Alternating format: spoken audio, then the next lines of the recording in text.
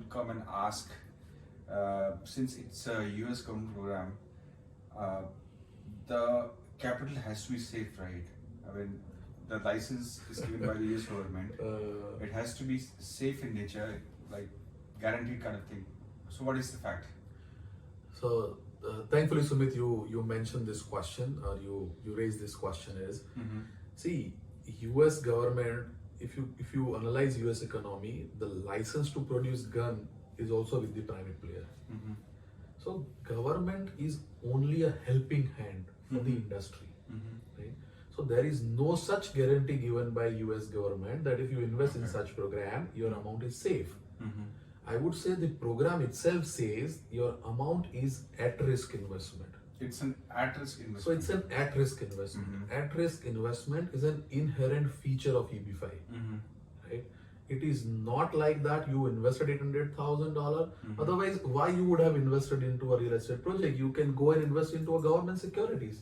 Because there is a very moot point here. Because government does not require money from you.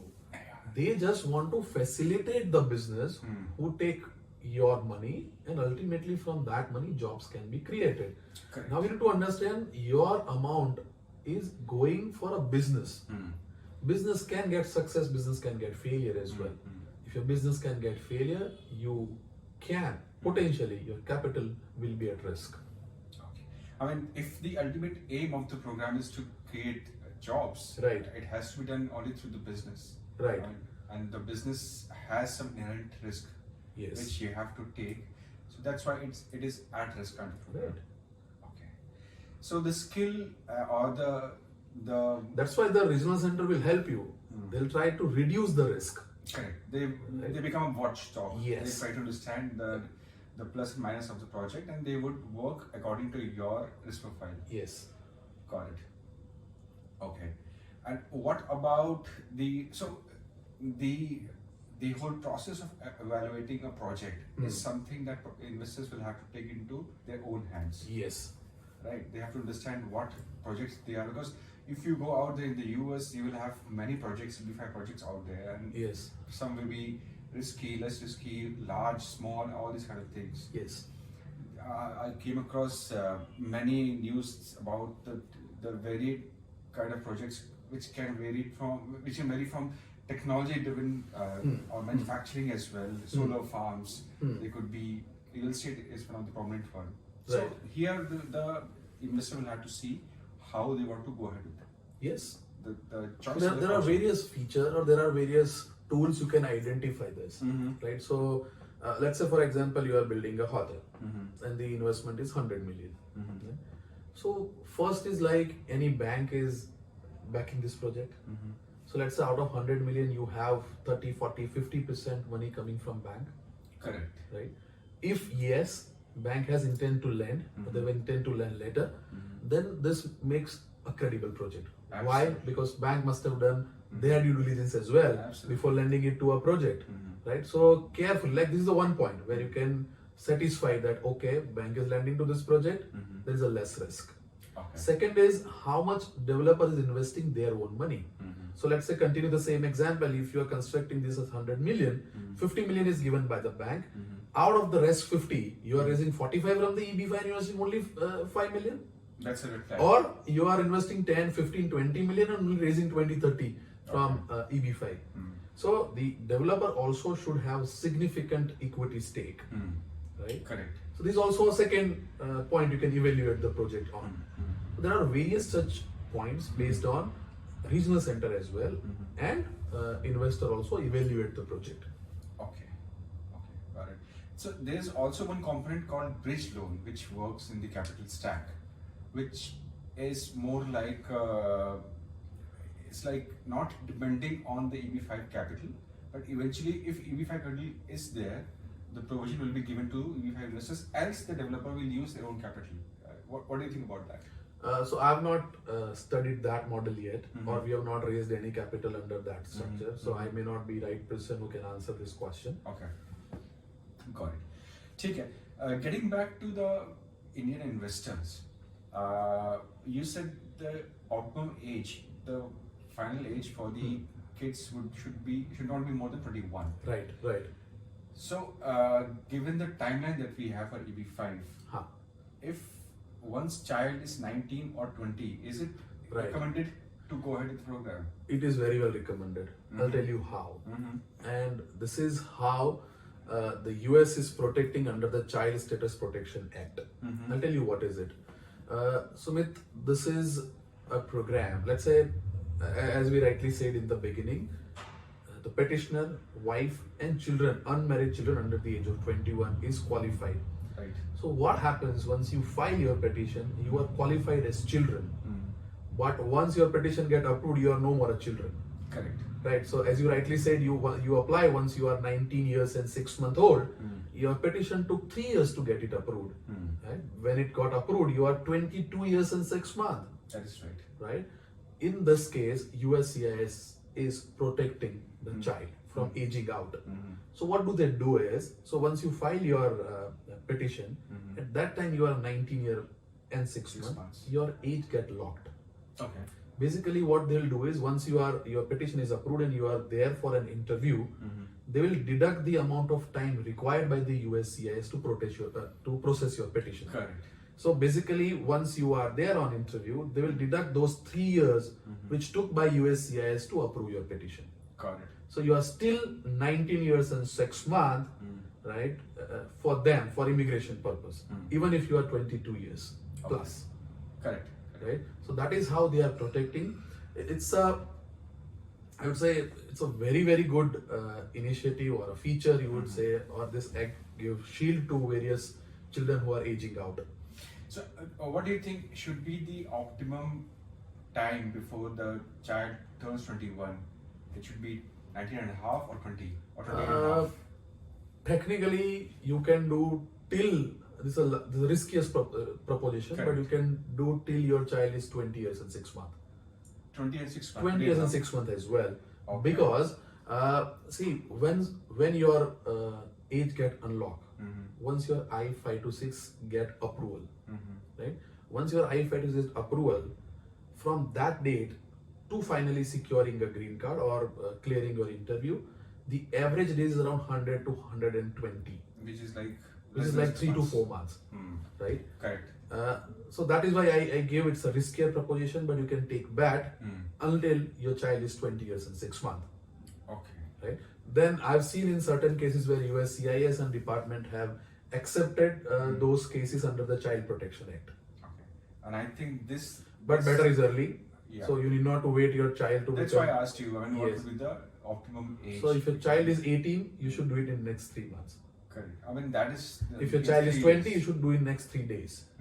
That's the kind of urgency. Yeah, I mean, that is not always possible, but yeah. So if my kid is, let's say, 17, Okay. can he be the primary applicant? No, he cannot. He cannot. He cannot. He has to be. He has to be 18. He has to 18 Yes. to become the primary. To become the prime. Because But why would you do for 17-year child? I mean, I have a business in India, for example. Okay. I just want to send my kid for a higher education in the US. Right. And he will be the beneficiary of EB-5 program. Then why should I? So what I would say is, why you are taking green card for a single applicant, where the facility, because you might have second child as well, who is younger or elder, right? So I would say, if you want to send your one child to the US for higher study, you of course would like to send your second child as well for the higher studies, right? So into a single petition, if you, your wife, and both child is getting green card, why you would take the approach to have green card only for your one child? Yeah, I got it. See, I'll tell you one thing. Once you get your green card, does not require you to be in the United States. Second, I'll go to an extent, you can surrender your green card as well and still your child can have it.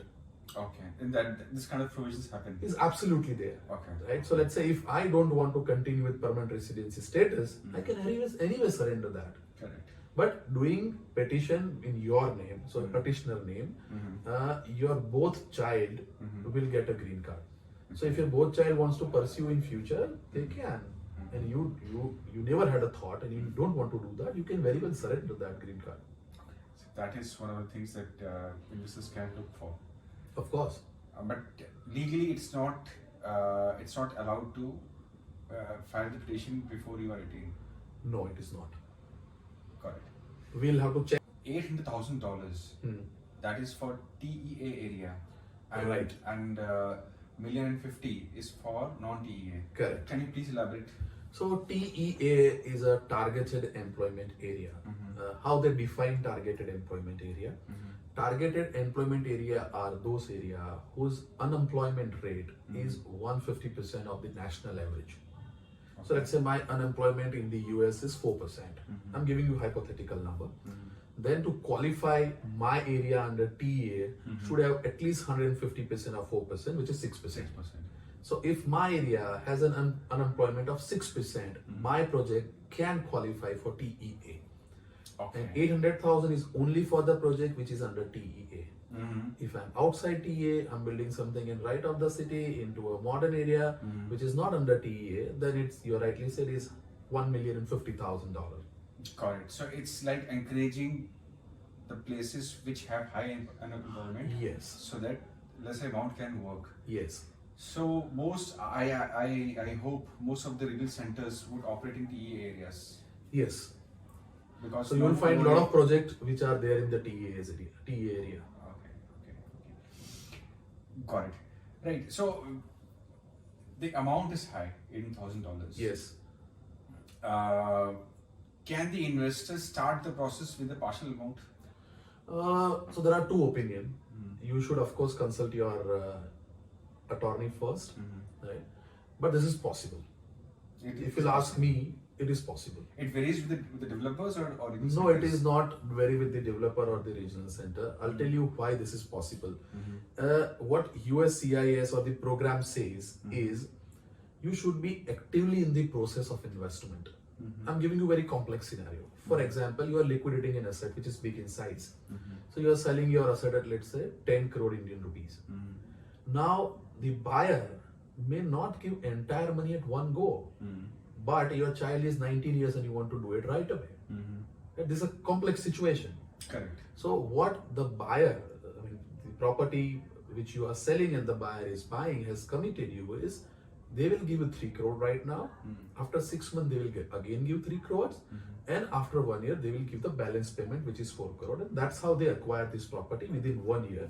Got it. Now you wait to apply for your I-526 petition under EB-5. Your child might be 20 years plus, and you don't want to take that risk. Correct. What you can do is, it's a legitimate source. You've sold your asset, and you have done the AOI, which is agreement to sell contract. In agreement to sell contract, it was listed that yes, your property has been sold for 10 crore, but buyer is giving you part payment. Okay. Right? Then what you can do is you can file I-526 with the initial amount which you have received. Got it. So you should have source for entire 800,000, but entire source is not realized yet. Got it. Right? So what you can do is you can invest $300,000-$400,000 right now. After 3-4 months, you can pay again installment, and you can pay your 800,000 in full. Subject to condition, your regional center should provide this facility. Why they should provide this facility is, might be, let's say, the project they are lending to into an initial stage of construction. So they might need capital for even 1 year, after 1 year as well. So your capital will get absorbed within 1 year, 2 years. Got it. Right? But let's say you are investing into a project which is nearly completion, then it becomes difficult. Got it. Your project might require entire money at one go. Right? But technically, if you ask me, with installment amount, possible to do. Okay. So investors can ask Can for this do. kind of things. But you need to prepare for RFE as well, which is request for evidence, because once the adjudicating officer who adjudicate your petition will sit and look at your transaction, they will look at only first transaction, because you have filed your Is it I-5. complicated? It is not complicated. It can be solved, It can be solved. but it will raise questions. Okay. Questions like, you have only transferred $300,000. Show me a proof how balance payment has been made to regional center or to the project. Because once the adjudicating officer comes up with your file, they will see only initial transactions. Correct. Right? Because you file petition just after that. Okay. So you need to provide various documentation after that, which might longer your process by 3 to 4 months. Oh, that can longer. That is the problem. That is the That could be a problem. that could be a problem. But as I said, it depends on the situation. As we discuss the situation where investors who take decision because his child is aging out, he can opt for. Okay. Let's say if there is no such hurry, then you can realize your entire house and do it in one go. Yes. Yes. I mean, they are. It's a very customized solution. Correct. Correct. So, the first point, the takeaway point is it is possible. It is Second possible. is it is explorable. You can explore this thing with the attorney and the developer that you work with. Correct. Correct. Got it. So, since you have mentioned that EB-5 is an investment migration program, Right. so investment comes with a return. What return do you expect? So it depends with regional center. It differs with regional center. It differs with project to project.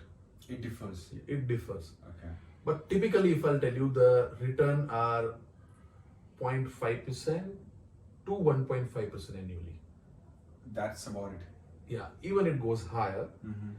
But you need to understand it's a net risk investment amount. If the regional center is offering 6%, 7%, you need to be a little bit cautious. Okay. So higher the interest that you get from your loan for EB-5 loan, the more cautious you should be. You should be. Because the offering may be not of a good quality. That is Maybe. Yeah. So maybe they are not getting finance for this project. and that's why they are. That's why they are offering Trading you. off. Yeah, that's why they are offering you Oh, higher okay, return. okay. You can ask also, okay, why the return is so low? Why only 0.5 to 1.5%? You can ask this question as well if you want. So to cover it. Okay. So why 0.5 and 1.5%? What do you think is the? So we need to understand. Let's say if I'm a developer, and I'll continue the same example. If I am building a hotel at $100 million, okay, now 50% of it, which is $50 million, available to me from bank, right? You don't understand. EB-5 capital is over and above my traditional debt instrument, like my bank, Correct. right?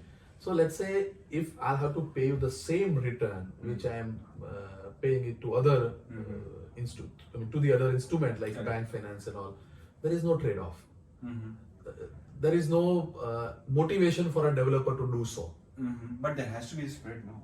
Because bank traditionally lend you at around 7% for Okay. this kind of projects. Right. And what you're offering is 0.5 to 1.5. What's my motivation? I mean, what my motivation to have EB-5 capital? If I'm having a cheaper source, let's say if I can raise capital at 1%, 2%, because see, ultimately you get 1%, but there are various costs attached to it. The cost of marketing, the cost of running the entire business, right? So that cost is also associated. Okay. Let's say my cost of EB-5 is 2%, 3%, and to the bank which I'm paying 6%, then I have a motivation to raise EB-5 capital because I'm saving 3% here, Correct. right? Correct. Plus I'm getting my equity leverage as well, because if EB-5 capital is not available, I have to invest rest 50, Correct. right? EB-5, let's say if 25 EB-5 capital is available, I have to invest only 25 from my pocket. So from 50 million, I can do 2 projects instead of 1. So there is a equity leverage is also available, but equity leverage is available at a certain cost, which has to be at par or less than the bank finance. But the spread has to be, I mean, is it negotiable? Do you think an investor can negotiate the interest rate with the... Typically with the big regional center, it is not possible. Not possible. Because they have designed the entire proposal in a way where they... It has to be consistent. It has for to all be the consistent investors. for all the investors. Is it true that these regional centers would offer different interest rate to different nationalities? Different nationalities? Yeah. I think this is not possible. Okay. So let's say if you are doing a PPM, which Because is for Chinese would not look for interest, and Indians inherently look for higher interest. So, and so they can yes, the offering or, yes. or So they can do in trenches or the raising of capital. The first phase would be for Chinese, second phase would be for Indians. okay. Is it possible? So what interesting outcome or what interesting structure they can come up with, the regional center, is they can create 2 different NCE, Oh, okay. right? Both will lend to a same project, but single NCE will have investor only from China, and next entity can have investor from India. That is possible. That is It's a possible. very deep and backward. I mean, But have you seen this practice? some have tried to do that. right? Where the attraction point for Indian is not 0.1, 0.5% to 1% Yes. return. So they have given something extra, maybe 3%, 3.5% to Indian investor, and they deploy this capital at those terms. Whereas for Chinese, it's different. China don't look at the interest part. They are interested more into getting the green card on time. Correct. So they might have different NCE for that, and this NCE both will lend to a same developer, to a same project, but to a different terms. Got it. Very interesting. Very interesting. So you mentioned that the capital would come back in 5 to 6 years. Yes. And how are the methods the developer used to repay the finances? So there are 2-3 things. First, you need to understand, Sumit, once I apply for I-526, it typically takes, if you currently check the timeline, you will surprised to note that it is started from, so it takes around 40 months to 60 months to adjudicate the cases. Although they are working a lot on it, and they were given a mandate, even under the RIA, they also have recommended USCIS in the department to adjudicate file within 1 year. Right? So I also expect this will happen eventually, not immediately, but eventually. So, but current scenario is once you apply for I-526, then your file might take 3 years or 4 years to get it adjudicated. Right? So once your file is getting approved, you will get a green card. And under this program, the green card which you are getting, it's a conditional green card. Okay. Right? What is that? Yeah. So conditional green card which has a validity of 2 years. Giving you an example, let's say you started your immigration journey in 2023, right? And let's say your petition get approved in 2025, and you got a green card also in 2025. Then your green card, which typically has 10 years validity, but this is a conditional green card, which has a validity of 2025 to 2027. 2 years, okay. Why so? Right? Because USCIS has to analyze your investment activity and job creation activity in those 2 years. It's a sustainment period kind of thing. Okay. Whereas they will make sure their amount of investment which you invested 800,000 is still there in their economy. You have not withdrawn that, right? And your investment has created the amount of job which was proposed. That is the agenda of the That is the agenda of the program. Got it. So what you have to do is, once you complete 2 years on conditional residency, you can apply for Form I-829, which is a petition to remove condition on your green card. Okay. So once the condition removed, your green card will have 10 years validity, starting from 2025 itself to 2035. Got it. Right. So for 10 years we'll get. So again, after 10 years we'll have to renew it. You can see. So after Do acquiring you have to green go through the card, same grind again? No. So I'll tell you one thing. In most cases, once you get your green card, which is started from 2025. So I'm continuing the same example for understanding. Once you complete 5 years on a green card, you can alter your status from permanent residency to a citizen. Okay. Right? So what you can do is, you have to show that within 5 years, every year you have spent considerable amount of time inside the US, which is typically more than 180 days. So more than 6 months, every year you are there in the US, and cumulatively also you are 60-65% of the time you spend in the US. Okay. Then you are eligible to file for citizenship. Okay. So you can surrender your green card and you acquire US passport. Okay. Let's say you don't want to acquire this option. Then you can continue on green card for 10 years, and after 10 years you can renew a green card. Renew of a green card is not that hassle unless you have spent considerable amount of time outside US. Okay. So they analyze your status in the last 10 years. So they would say, let's say in 10 years, last 5 years you have not visited in the US, you are not in the US. Of course, if there is some situation, you have taken a permission that yes, for this reason I have to be outside US, that's fine. Otherwise, they might ask you question that if you are not utilizing our status, why don't you surrender your green card? Otherwise, let's say you are going regularly there. Every 6 months you are going to the United States. You are establishing your new business there. You bought some property there. There are some, hints which makes you aspirant permanent resident.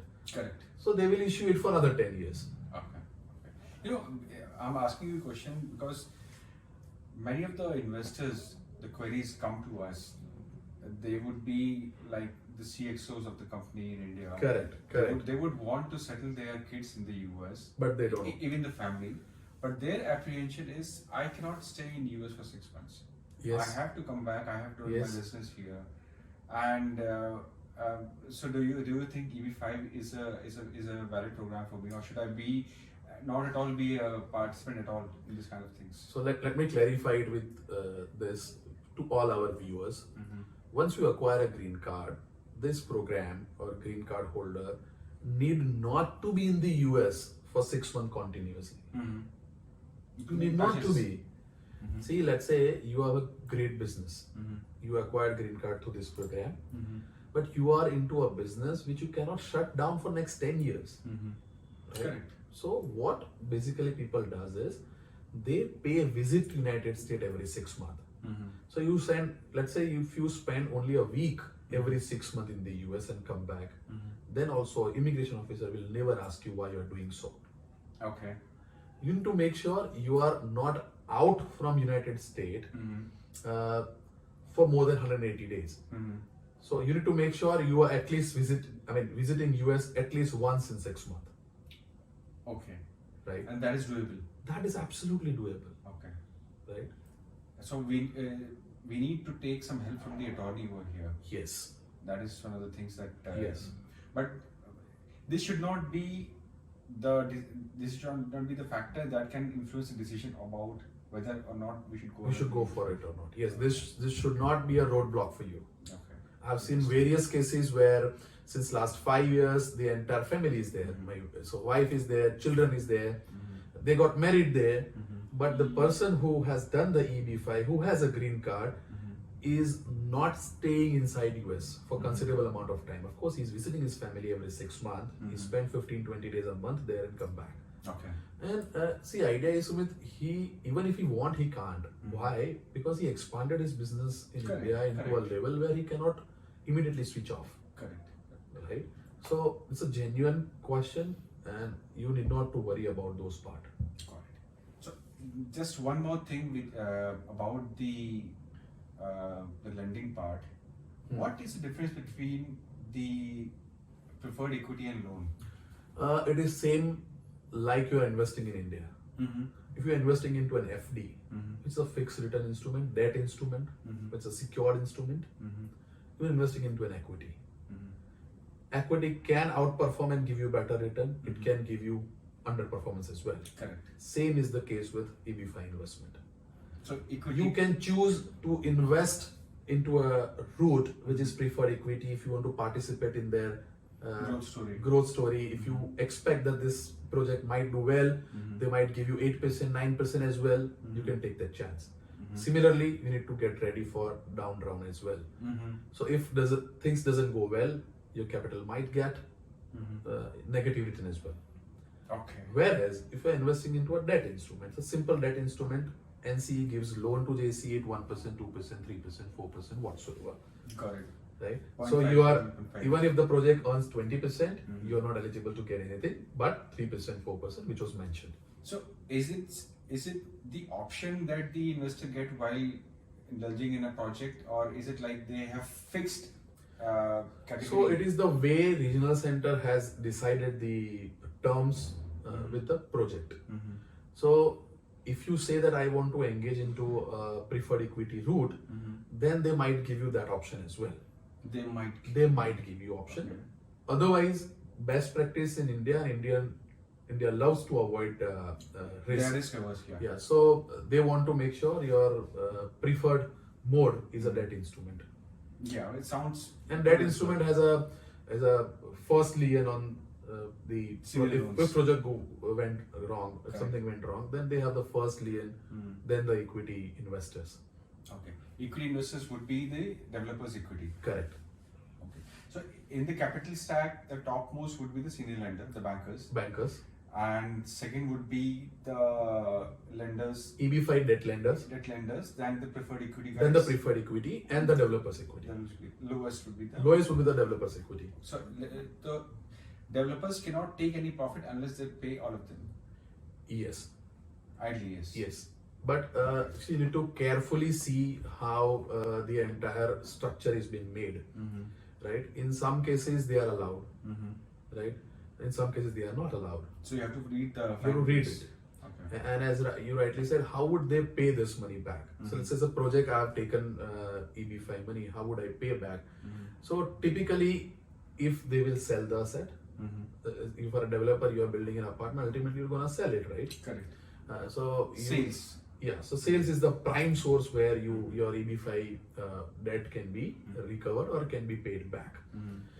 Second is if they are a business model where they are going to run this business, right? Then there is a cash flow. Correct. Then they will pay it from the cash flow as well, or they can refinance as well. Okay, they will throw you out and get the Yes. single lender. Take the Or any other investor. They can have a Correct. private equity investor. They can have a real different class of investor as well. Got it. So they can replace your debt as well. Okay, got it. Interesting. But you need to make sure that project has those fundamental where this can makes happen. sense. Oh yes, of course, of course. No, it's very interesting. Preferred equity versus debt. Indian investors should understand and how the capital stack will look once Yes. they decide on this thing. Yes. So let's get down to this very, very important thing, which is a timeline. Oh yes. And we have been going through a lot of speculation about Indians are going to get delayed because of the retrogression here. You want to touch retrogression So- right now? Okay. On this day, 24th, I think it's 24th of Feb. 24th Feb. If I correct. have to speak to the investor, what timeline should I give? Like if we start the business, if they do the first petition of I-526, Okay. how much time will it take for them to get the provisional green card? Sumit, so let me take up on retrogression. You rightly mentioned. What is retrogression is? Retrogression is the demand for EB-5 visa or the immigrant visa is higher than the supply. Then the retrogression happens. Yes. Now, what is the demand supply gap? So in this program, USCIS has allocated, there's a country cap. Okay. So let's say if US has given 10,000 visas for EB-5 under the Every Employment year. Benefit Fifth Category program every year, then there is a country cap as well. So only 7% of that should go to a single country. Okay, 700. So 700, Yes. right? The amount, the numbers can be either 700 or plus 700 as well, depending on the prime number. We are calculating at 10,000, so 700.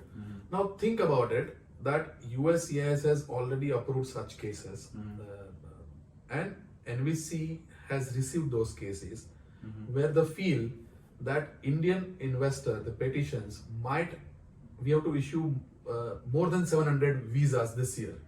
Then your country can retrograde.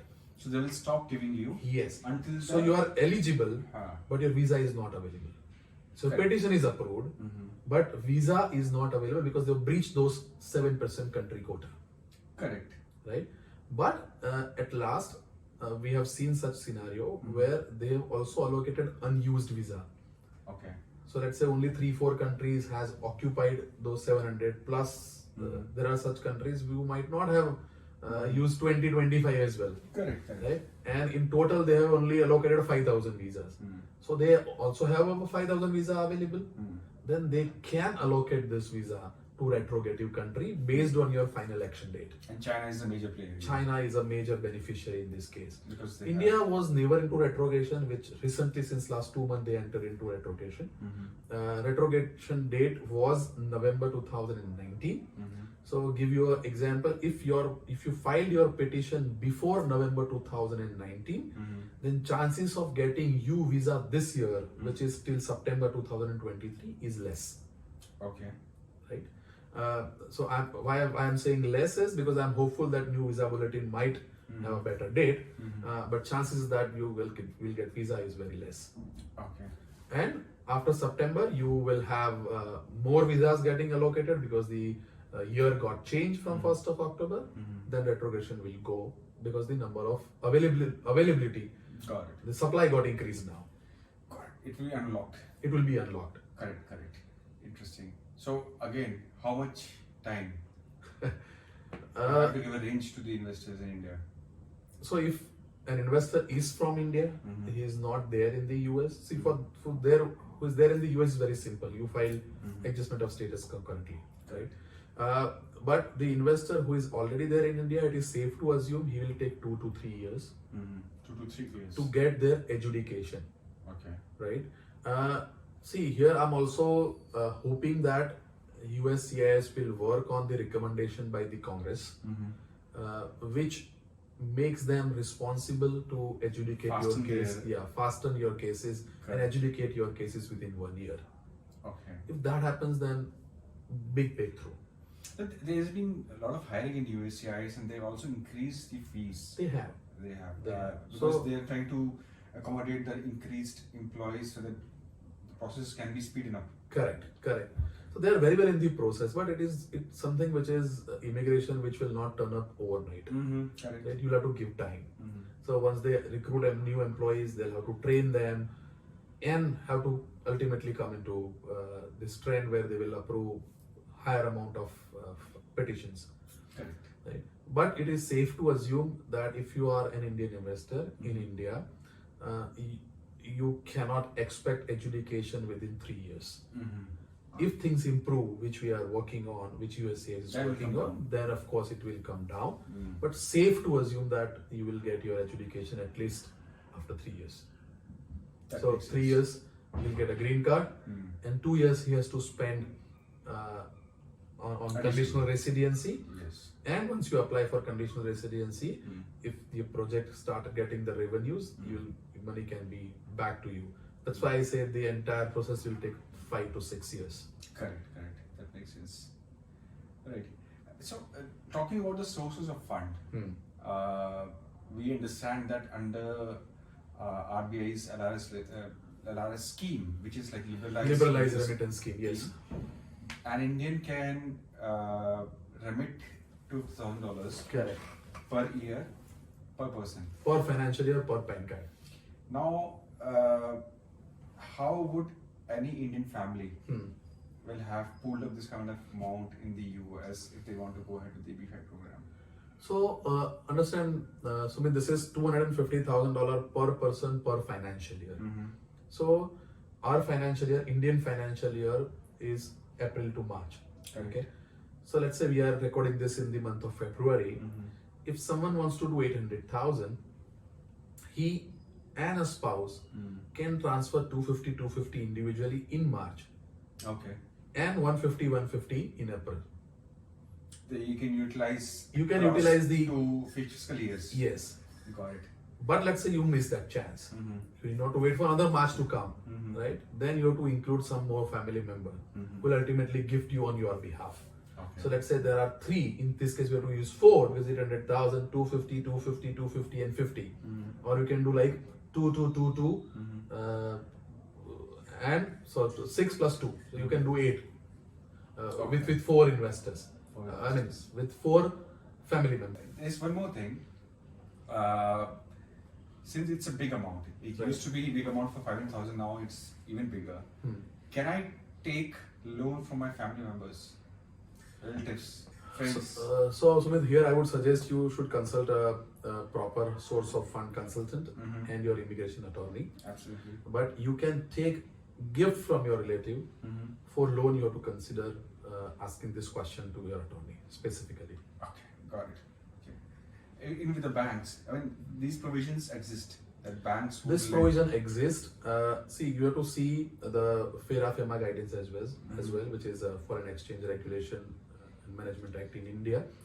In certain cases, the act does not allow you to transfer the money which you have raised from bank by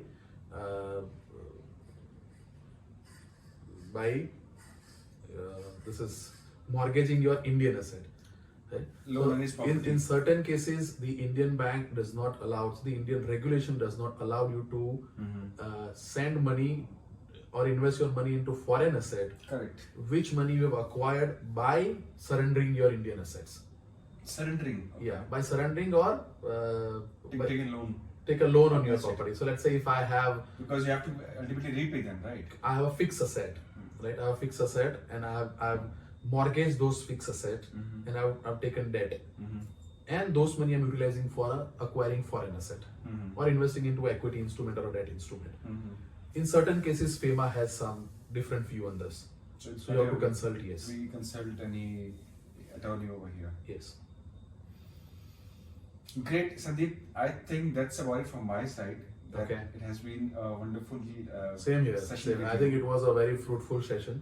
Yeah. We touched upon various issues. I guess there are some 20 more questions which was pending, and we'll try to come up with a second series as well. Absolutely, absolutely. We would like to see the response of the viewers. Correct. If they have any other questions. I mean, we have just scratched the surface here. We touched upon the surface only. Yeah. I'm sure investor will have a lot more question, and if you are releasing this, please send your comments or question below this on comments, so we can also take up for you in next series. Sure. Right.